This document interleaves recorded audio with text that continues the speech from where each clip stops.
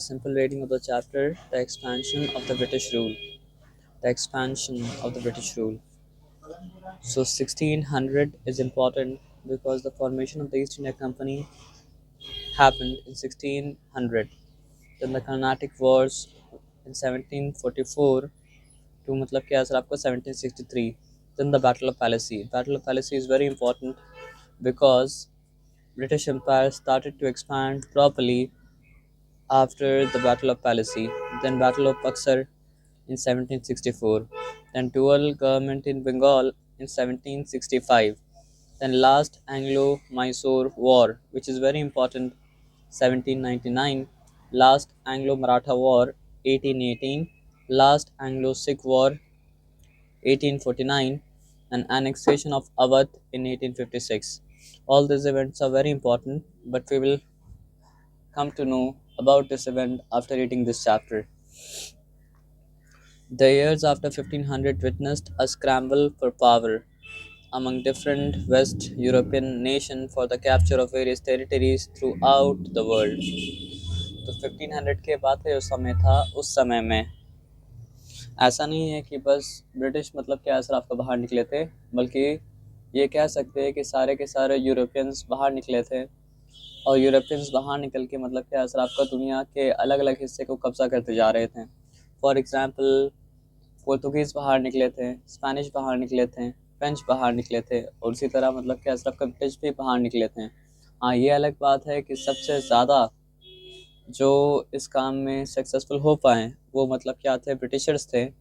और ब्रिटिशर्स ही वो लोग थे जो मतलब क्या असर आपका इंडिया के ऊपर, सब कॉन्टिनेंट के ऊपर कब्जा किए थे. The years after 1500 witnessed a scramble for power among different West European nations for capture of various territories throughout the world to establish their colonies and eventually turn them into markets with huge prospect of revenue generation. तो वो लोग मतलब जो जो country को जाके European powers capture करते थे उन पावर्स को कहा जाता था मतलब क्या कॉलोनीज़. और ये लोग क्या किए कि उन्हीं कॉलोनीज से रॉ मटेरियल ले जाते थे. और क्योंकि इंग्लैंड में समझिए इंडस्ट्रियल रेवोल्यूशन हो चुका था तो वही रॉ मटेरियल ले जाके मतलब कि अपने कंट्री में फिनिश्ड प्रोडक्ट बनाते थे और फिनिश्ड प्रोडक्ट बनाने के बाद लाके उसको उसी कॉलोनीज में क्या करते थे, बेचते थे. तो ये समझिए रूल भी करते थे उसके ऊपर और उसको एज अ मार्केट पे इस्तेमाल करते थे प्रॉफिट जनरेट करने के लिए. It was for this very purpose that the Portuguese, the British, the Dutch, and the French came to India. तो पोर्तुगीज़ का, ब्रिटिश का, डच का, फ्रेंच का इंडिया में आने का यही पर्पस था. अगर आपको थोड़ा सा भी मतलब क्या हिस्ट्री में इंटरेस्ट है तो आपको पता होगा कि गोवा जो था वो मतलब क्या था आपका पोर्तुगीज़ कॉलोनीज था और पौंडीचेरी जो था वो मतलब क्या था आपका फ्रेंच कॉलोनी था. तो अगर आपको वहाँ जाने का मौका मिले तो आप आज भी अगर गोवा जाएंगे तो वहाँ पे आपको मतलब क्या असर आपका पोर्तुगीज़ आर्किटेक्चर का साइन मिलेगा. और आज भी अगर मतलब क्या असर आपका पौंडीचेरी जाएंगे तो वहाँ पे मतलब क्या असर आपका फ्रेंच आर्किटेक्चर का साइन मतलब क्या असर आपका मिलेगा. तो सबसे पहले यहाँ पे पोर्तुगीज़ के बारे में बात हुआ है. Taking cue from Vasco da Gama, the Portuguese traders reached the Malabar coast in south India, Cochin, Goa, Daman and Diu. Goa के बारे में बात किए थे, यहाँ पे गोवा का नाम मतलब क्या असर आपका आ गया है ना. तो taking cue from Vasco da Gama, the Portuguese trader reached the Malabar coast in south India, Cochin, Goa, Daman and Diu were some of the places where they established settlements, यानी वहाँ वो लोग रहने लगे. Portuguese conquered Diu in 1509 CE and Goa in 1510 CE. Alfonso de Albuquerque was the viceroy of Portuguese settlement in India shortly after they captured Calicut. They established control over Hooghly and Chittagong in the east. Hooghly तो मतलब हम लोग के बंगाल में भी है, बंगाल में ही है, और चिटागोंग जो है वो मतलब क्या असर आपका बांग्लादेश में है. और उस वक्त मतलब समझिए दोनों एक ही बंगाल का मतलब क्या हिस्सा था. Due to their superior armed ship, navigational skills, and disciplined soldiers and able administrators, the Portuguese were able to establish their hold initially. मतलब आप ये समझिए, क्योंकि इंडस्ट्रियल रेवोल्यूशन यूरोप में हो चुका था, तो आप ये समझिए कि यूरोपियन नेशन जो है मतलब ईस्टर्न नेशन के हिसाब से मतलब बहुत ज़्यादा मतलब क्या था, एडवांस था। तो उसके पास मतलब क्या सर आपका वॉरशिप्स था समझ लीजिए, नेविगेट कर पाते थे सी को ज़्यादा अच्छे से, और ज़्यादा बेहतर डिसिप्लिन क्या सर आपका सोल्जर्स थे, और उस सोल्जर्स को मैनेज करने के लिए मतलब एडमिनिस्ट्रेटर भी ज़बरदस्त थे।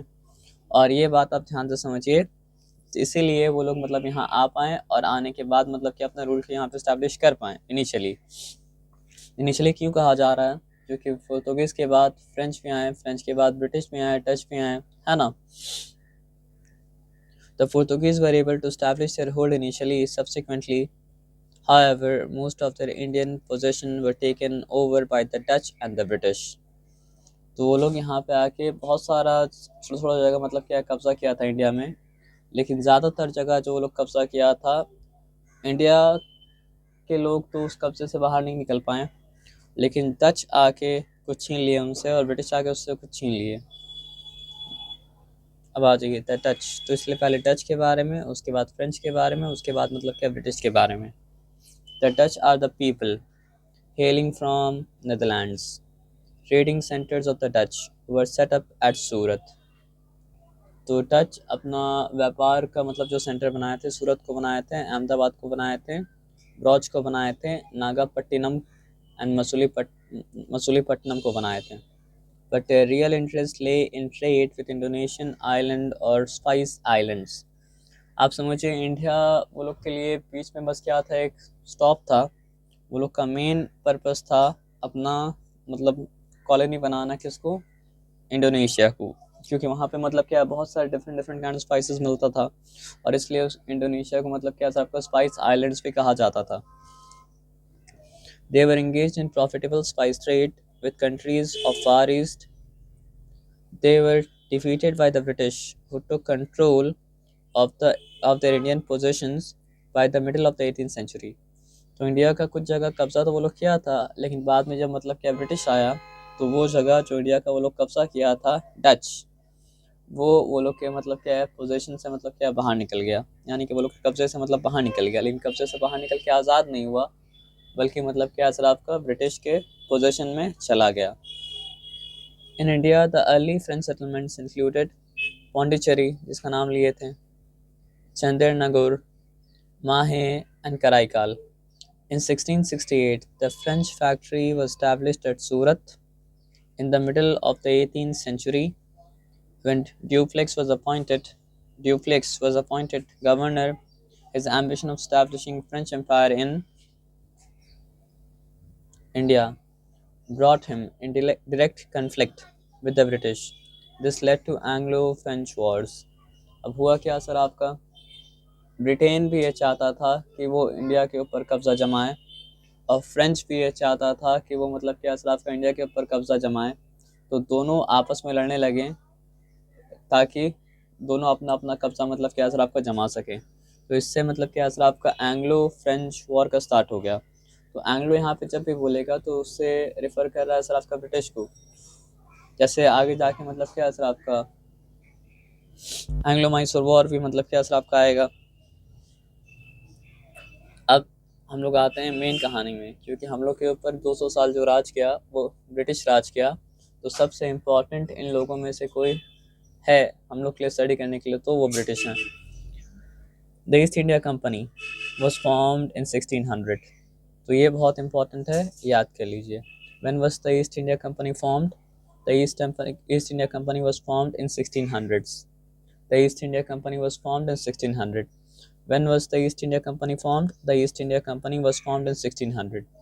When was the East India Company formed? The East India Company was formed in 1600 as a joint stock company by a group of merchants.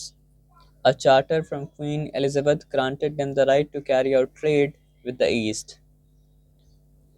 तो चार्टर आप एक तरह समझ लीजिए एक एक्ट होता है। तो वो लोग की कंट्री की क्वीन उस वक्त जो थी एलिजाबेथ, वो मतलब क्या कि एक चार्टर लिख के वो लोग को दी, और बोली कि तुम लोग क्या कर सकते हो, ईस्ट के कंट्री से ट्रेड कर सकते हो। इसलिए कंपनी का नाम भी क्या था आपका, East India Company. English set up their first factory in Surat. In 1612। आप सोचिए कितना फास्ट लोग काम कर रहे थे। ईस्ट इंडिया कंपनी फॉर्म हुआ था 1600 में, और वो लोग मतलब क्या किए 1612 में अपना पहला फैक्ट्री सेटअप किए, और 1612 में अपना पहला फैक्ट्री सेटअप किए सूरत में।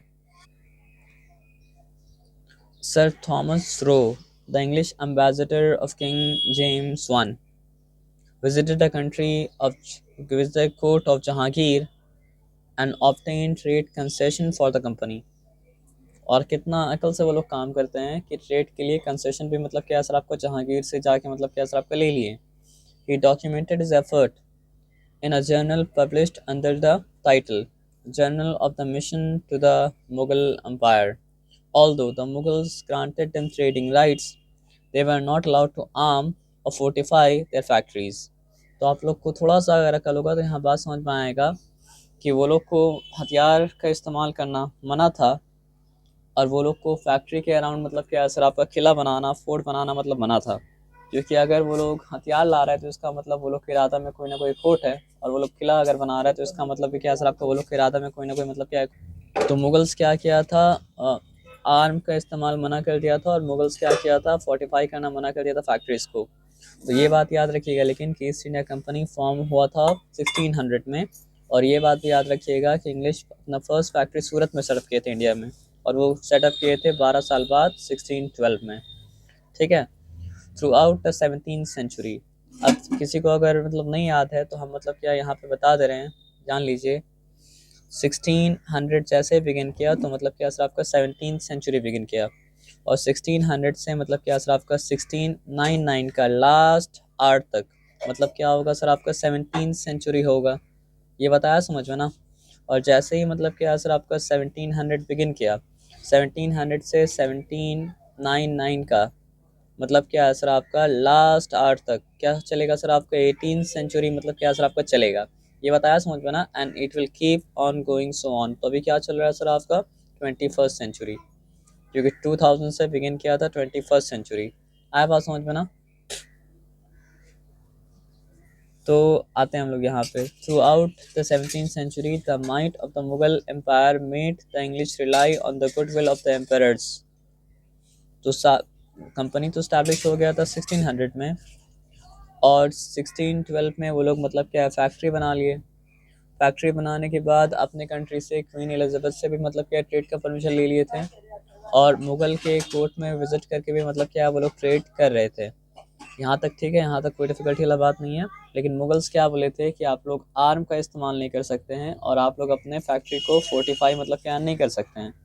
तो throughout the 17th century the might of the Mughal made English rely on the goodwill of the emperors. अब एक बात ये समझिए कि आदमी किसी का बात तभी तक सुनता है जब तक कि वो होता है ताकतवर। दुनिया का रूल ये है कि माइट इज़ राइट, लेकिन ये माइट इज़ राइट वाला रूल मतलब क्या सर आपका ठीक नहीं है, लेकिन अभी के लिए आप समझ लीजिए। तो जब तक मुगल अम्पायर यानी 17th सेंचुरी तक वो लोग जब तक क्या थे, पावरफुल थे, यानी कि औरंगज़ेब के वक्त तक, तब तक तो मतलब क्या है सर आपका वो लोग स्लोली स्लोली अपना काम करता गया, आहिस्ता आहिस्ता एकदम तरीके से ऐसा लग रहा था कि बस बिजनेस ही कर रहा था और बिजनेस ही कर रहा था। लेकिन इंटेंशन में क्या है सर आपका सिर्फ बिजनेस करना नहीं था, रादर देन कॉन्क्वेस्ट। इंटेंशन में कॉन्क्वेस्ट था। कॉन्क्वेस्ट का मतलब क्या है, कब्जा करना था। अब आगे पढ़ते हैं। Later the English also established trading centres at Madras. तो पहला ट्रेडिंग सेंटर जो मतलब क्या है सर आपका ब्रिटिशर्स स्टैब्लिश किया, वो स्टैब्लिश किया सूरत में, और वो स्टैब्लिश किया मतलब कंपनी तो बना 1600 में। पहला सेंटर जो सूरत में स्टैब्लिश हुआ, फैक्ट्री सूरत में स्टैब्लिश हुआ, वो मतलब क्या सर आपका स्टैब्लिश हुआ 1612 में। लेकिन उसके बाद आगे जाके the English also established trading centres at Madras, जिसको आज हम लोग चेन्नई के नाम से जानते हैं, बॉम्बे जिसको आज हम लोग मुंबई के नाम से जानते हैं, एंड फोर्ट विलियम, ये तो पास में ही है हम लोग के घर के। तो हम लोग के घर के यानी आप लोग सब के घर के। इन कैलकाटा फॉर नाउ कोलकाता। तो आप देखिए, आज अगर आपसे पूछा जाए कि मेट्रोपॉलिटन सिटी का नाम बताइए, तो यही चार मतलब क्या सर आपका, नहीं चार नहीं, मतलब यहाँ पे मुंबई जो है मेट्रोपॉलिटन सिटी है, कोलकाता जो है वो मतलब क्या सर आपका मेट्रोपॉलिटन सिटी है, चेन्नई जो है मतलब क्या सर आपका मेट्रोपॉलिटन सिटी है। or Surat is also very important, but Surat is also very important for trade. So they established business connection with Jagat Seth, who was the banker of the Nawab of Bengal. मतलब business without banker मतलब क्या हो सकता है, modern world में चल नहीं सकता है। तो इसलिए आप देखेंगे बिजनेसमैन का और बैंकर्स का बहुत मतलब क्या होता है सर, आपका गहरा लिंक होता है। और बैंक को बड़ा बड़ा चूना जो लगता है ना, असल में बैंक तो नहीं लगता है, मतलब पब्लिक को लगता है चूना, क्योंकि बैंक में पब्लिक का पैसा होता है। तो वो मतलब उसमें आप देखेंगे वो स्कैम में बैंकर और बिजनेसमैन दोनों मतलब क्या होता है सर, आपको मिला हुआ होता है। तो ब्रिटिश को लगाना था इंडिया को सबसे बड़ा चूना स्कैम, तो वो क्या किया, बैंकर्स का सहारा लिया। They established business connection with Jagat Seth, who was the banker of the Nawab of Bengal. Many Indian merchants flocked to them, and the English trading factories became the centers from the company's authority. Would later expand into the interiors. अब देखिए यहाँ पे क्या है कि जगत से जैसे लोग बैंकर्स लोग मतलब क्या है कि सर आपको ब्रिटिशर का साथ दिए, वो लोग को पैसा दिए ट्रेड करने के लिए, और वो लोग का क्राइम में वो लोग का मतलब क्या सर आपको हेल्प किए। अब आगे आते हैं, टाइम कम है नहीं तो हम लोग क्या करते हैं सर, आपका मैप देख देख के पढ़ते हैं, और मैप लिख के पढ़ना मतलब क्या है सर आपको बहुत बेनिफिशियल होता है। इंडियन सब कॉन्टिनेंट, तो इंडिया और उसका सारा नेबरिंग कंट्रीज को कहा जाता है मतलब क्या सर आपका इंडियन सब कॉन्टिनेंट। इंडियन सब कॉन्टिनेंट में कुछ कंट्रीज तो ऐसे हैं जो पहले इंडिया के ही पार्ट थे। Trade yielded enormous profits and the company became very rich. तो पैसे से मतलब क्या होता है, पावर आता है। तो ट्रेड में बहुत प्रॉफिट होता गया, बहुत प्रॉफिट होता गया, बहुत प्रॉफिट होता गया। तो ईस्ट इंडिया कंपनी मतलब क्या सर आपका एक्सट्रीमली रिच हो गया। और the temptation grew for the English East India Company to gain superiority over the rival companies by political conquest. आपका आंख अगर खुला होगा तो आपको आज भी दिखेगा कि बड़ा कंपनी ये चाहता है कि मतलब क्या सर आपका सारा छोटा कंपनी मतलब क्या हो जाए सर आपका वैनिश कर जाए, और उस बड़े कंपनी का मतलब क्या हो सर आपका मोनोपोली बन जाए। और ये वो लोग बल से भी करता है, और ये लोग मतलब क्या होता है छल से भी करता है। और बल और छल दोनों को उपयोग करके मतलब करता है, किसी भी वे से वो लोग चाहता है कि बस हम ही लोग बचे और कोई मतलब क्या हो सर आपका ना बचे। तो जैसे ही जैसे मतलब क्या है सर आपका रिच इसने कंपनी रिच होते जा रहा था, तो वो लोग ये चाह रहा था कि सारा कंपनी राइवल कंपनी खत्म हो जाए। To gain superiority over the rival companies by political conquest among the various European companies, the French East India Company became a major rival to British expansion. तो वो लोग का सबसे बड़ा दुश्मन इंडिया में कोई नहीं था, क्योंकि इंडिया के लोग तो मतलब क्या सर आपको सो रहे थे। लेकिन हाँ, बाकी जो यूरोपियन कंपनीज आए थे वो लोग मतलब क्या थे, इस दौड़ में लगे हुए थे कि हम लोग कब्जा करें, हम लोग कब्जा करें, हम लोग कब्जा करें। तो उस वक्त ब्रिटिश के सबसे पहले राइवल जो थे वो उसी के नेबरिंग कंट्रीज, यानी कि मतलब उसमें से सबसे ज़्यादा उभर के जो आए थे वो कौन थे, फ्रेंच थे। After 1757 English East India Company was politically active, wherein they were required to take care of administration. अब देखिए 1600 के बाद से हम लोग पहुंच गए 1757 में, जहाँ पे मतलब क्या सर आपका ईस्ट इंडिया कंपनी पावरफुल हो गया, और पावरफुल होने के बाद बन गया मतलब क्या politically active.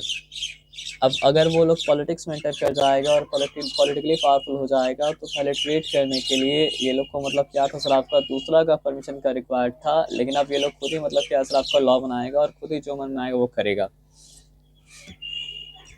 But they failed in doing so. Instead of looking after administration, the company officials used to use their power to make gain from personal trade, pushing the company forward to bankruptcy. लेकिन चोर सब तो चोर थे, तो British east India company के जो officials थे, जो काम करने वाले थे, वो लोग भी मतलब चोर थे। तो वो लोग क्या करने लगे कि कंपनी को प्रॉफिट देने के बजाय वो लोग मतलब क्या खुद चोरी करके खुद अपना प्रॉफिट मतलब क्या असर आपका गेन करने लगे, जिससे मतलब क्या है कंपनी हो गया मतलब क्या बैंकरप्ट, या फिर बैंकरप्सी की तरफ मतलब क्या असर आपका चला गया। बैंकरप्सी का मतलब होता है कंगाल हो जाना। This condition forced the company to ask for loans from the British government. तो इस सिचुएशन में वो लोग क्या किया, ब्रिटिश गवर्नमेंट जो इंग्लैंड में मतलब क्या असर आपका बैठा हुआ था, वो लोग से मतलब क्या असर आपका लोन लिया। This gave an opportunity to British government to manage company affairs, तो ब्रिटिश गवर्नमेंट लोन तो मतलब क्या सर आपका दिया, लेकिन अब वो कंपनी को किस तरह चलाया जाए नहीं चलाया जाए उसमें मतलब क्या सर आपका टांग अड़ाना चालू कर दिया gradually. The English East India Company which was a trading organisation, और जैसे ही मतलब क्या होता है सत्ता बिजनेस में एंटर करता है तो फिर बिजनेस बिजनेस में रहता है। बिजनेस मतलब क्या होता है सर आपका सत्ता बन जाता है, पॉलिटिक्स बन जाता है। तो जैसे ही मतलब क्या है ब्रिटिश गवर्नमेंट इंटरफेयर किया ईस्ट इंडिया कंपनी में, तो अब वो जो है ट्रेडिंग ऑर्गेनाइजेशन नहीं रहा, बल्कि it was taken over by the British government of the British crown. This happened after the pricing of 1857। तो ऑफिशियल रूल समझिए स्टार्ट हुआ 1857 से और चला मतलब क्या है सर आपका 1947 तक। लेकिन उससे पहले भी मतलब क्या है सर आप मतलब ऑफिशियल रूल से पहले भी रूल मतलब था, तो 200 साल तक मतलब क्या है सर आपका रूल किया गया। This happened after the uprising of 1857, जिसके बारे में हम लोग शायद हम लोग पढ़ चुके हैं। रिवॉल्ट ऑफ 1857 जिसमें मंगल पांडे थे, झांसी की रानी थी, ये लोग सब थी और सब मिलके मतलब क्या है सर आपका ब्रिटिश अगेंस्ट फाइट की थी। तो उसके बाद मतलब क्या है सर आपका ब्रिटिश गवर्नमेंट टेक ओवर किया ईस्ट इंडिया कंपनी को, और ब्रिटिश गवर्नमेंट ऑफिशियली मतलब क्या है सर आपका रूल करने लगा। इससे पहले भी ब्रिटिश रूल कर रहे थे, लेकिन ईस्ट इंडिया कंपनी एक कंपनी रूल कर रहा था। लेकिन अब कौन रूल कर रहा है सर आपका ब्रिटिश गवर्नमेंट। अब क्या कौन रूल कर रहा है सर आपका ब्रिटिश क्राउन। तो this happened after the uprising of 1857 through the government act 1858। Now Anglo French rivalry. तो सबसे बड़ा दुश्मन अगर कोई था ब्रिटिश का तो मतलब क्या था आपका फ्रेंच गवर्नमेंट था, बाकी किसी उसको डर मतलब क्या था नहीं था। इन 18th सेंचुरी तो फ्रेंच और मतलब ब्रिटिशर्स के बीच में जो वॉर हुआ उसको कहा गया मतलब क्या सर आपका Anglo French war. In the 18th century 3 wars were fought between the French East India Company and British India Company for control over the coastal stripe of present-day Tamil Nadu, known at that time as Carnatic। आइए थोड़ा सा map देख लेते हैं। तो यहाँ पे आपको कहीं पे कार्नेटिक कार्नेटिक कार्नेटिक मतलब क्या नज़र आ रहा है। कार्नेटिक नाम से मतलब क्या है सर आपका नहीं लिखा है ना, कोई बात नहीं। तो ये जो रीजन है ना, ये रीजन आप समझ लीजिए तमिलनाडु का मतलब क्या है कोस्ट है, कर्नाटक मतलब क्या है कोस्ट है, ठीक है ना। अब हम लोग आते हैं बात को मतलब क्या है सर आपका ध्यान से समझते हैं। इन 18th century 3 wars were fought। 18th century मतलब क्या है सर आपका from the beginning of 1700 till 1799, इस दौरान जो भी हुआ वो 18th century है। The French East India Company and the British East India Company for control over the coastal stripe of the present-day Tamil Nadu, known as known at that time as Carnatic। These wars came to be known as Carnatic Wars। तो अगर आपसे पूछा जाए Carnatic Wars किन के बीच में लड़ा गया, तो कार्नाटिक वॉर्स लड़ा गया था मतलब क्या सर आपका ब्रिटिश के बीच में और फ्रेंच के बीच में। ये मतलब क्या सर आपका एंग्लो फ्रेंच वॉर में से एक वॉर था। The Carnatic region was under the position of the Nizam of Hyderabad. तो उस वक्त वो किसके कंट्रोल में था, कार्नेटिक रीजन। उस वक्त कार्नेटिक रीजन मतलब क्या सर आपका निज़ाम ऑफ हैदराबाद के कंट्रोल में था। The traditional rivalry between the France and Britain and their conflicting trade interest in India led to Carnatic Wars between मतलब क्या सर आपका 1744 to 1763। तो कार्नाटिक वॉर्स का पीरियड क्या था 1744 to 17 मतलब क्या 63, और दोनों इसलिए लड़ रहे थे कि दोनों कब्जा मतलब क्या है कार्नाटिक कोस्ट पे जमा सकें। तो अब यहाँ पे पहले कार्नाटिक वॉर के बारे में लिखा हुआ है। The first Carnatic war was fought when the French led by Governor Dupleix captured Madras, which was, अगर आपसे पूछा जाएगा who captured which French governor captured Madras, तो मतलब क्या है governor Dupleix captured Madras in the first Carnatic war which was a British possession। तो आप सोचिए ब्रिटिश के कब्जे में था, ब्रिटिश से लड़के वो लोग मतलब क्या है मद्रास को मतलब ले लिया था।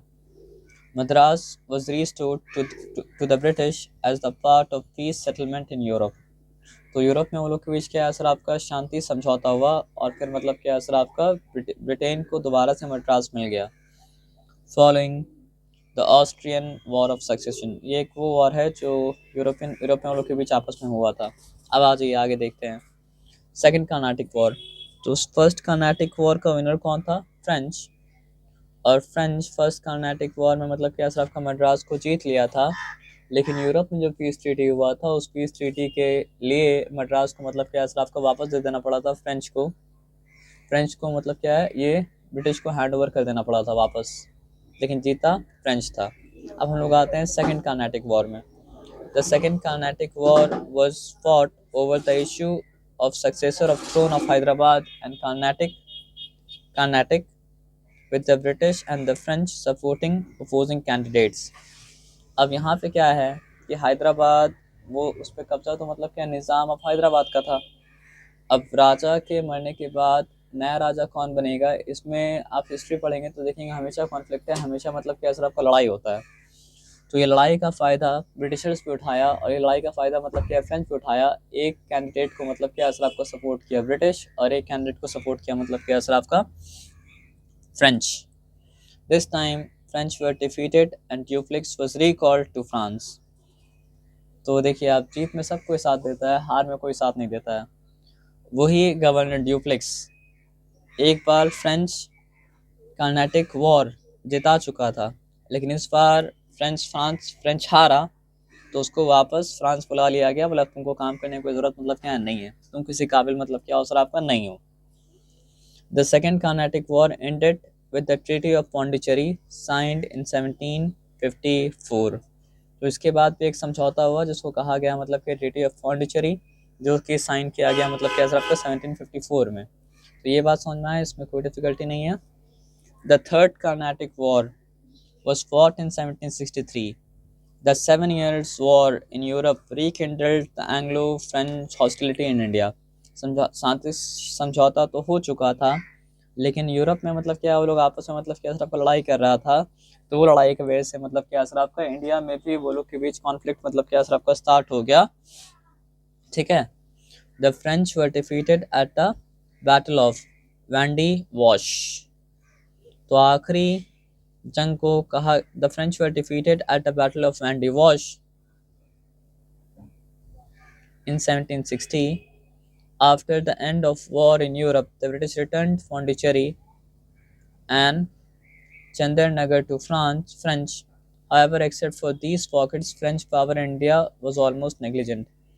तो ब्रिटिश जब मतलब क्या असराफ का फ्रांस को एकदम हरा चुका, तो वो क्या बोला, एक काम करो, लो पौंडीचेरी लो और चंदेरनगर लो, लेकिन बस तुम इंडिया में पौंडीचेरी और चंदेरनगर में ही राज करो, इससे बाहर मतलब क्या मत निकलना। और उसके बाद फ्रांस इससे बाहर कभी निकल भी नहीं पाया, है ना। अब आते आगे।